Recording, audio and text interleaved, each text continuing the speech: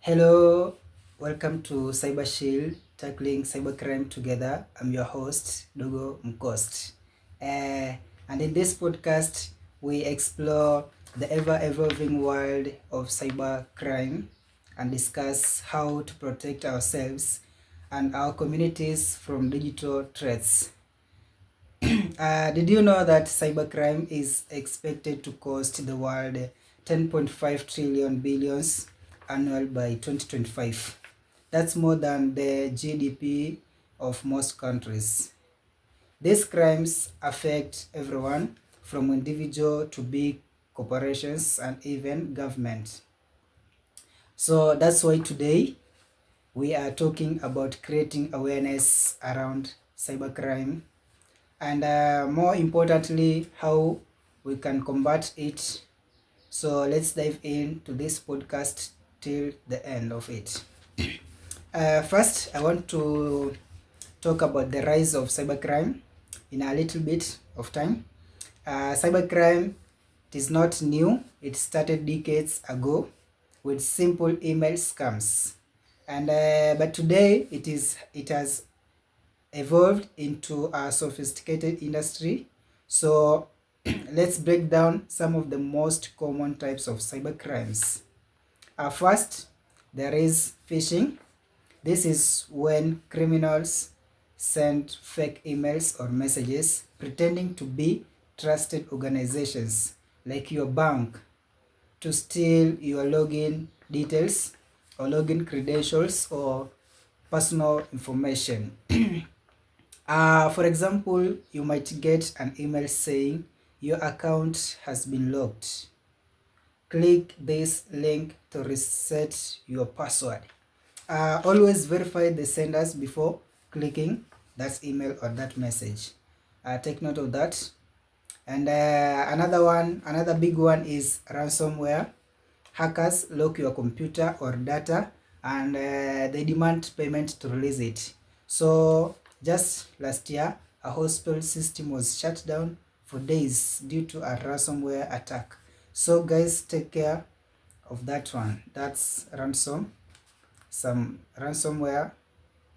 Then another one, and let's not forget to identify theft, where criminals use your personal information to commit frauds. Like most of them, they opening credit accounts in your name. These crimes are not just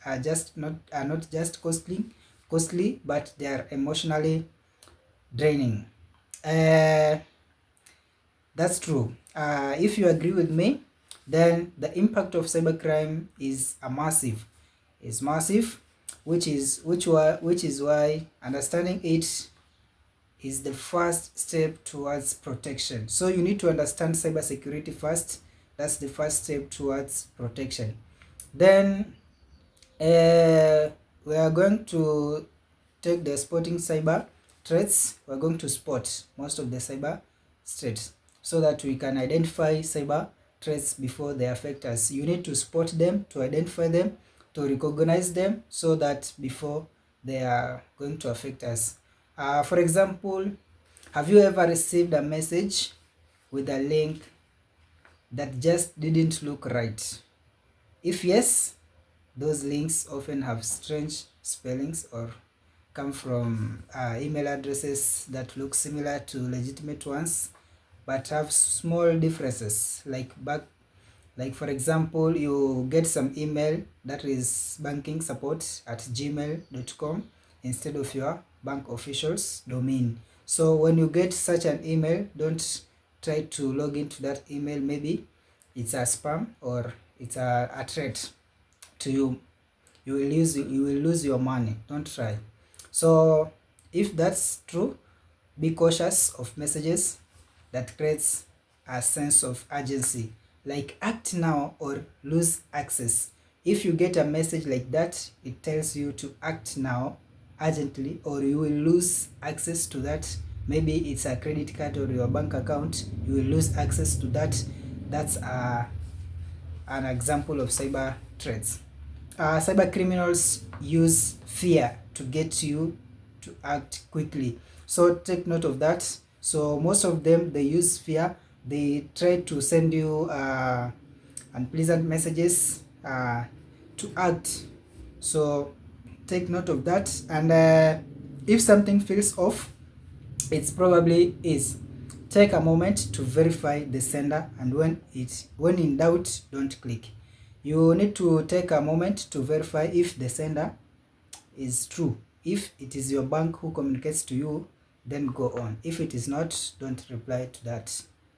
The other issue is on maybe some businesses have their own set of challenges. One key strategy is training employees, maybe for businesses to train their employees to recognize threats like pushing emails.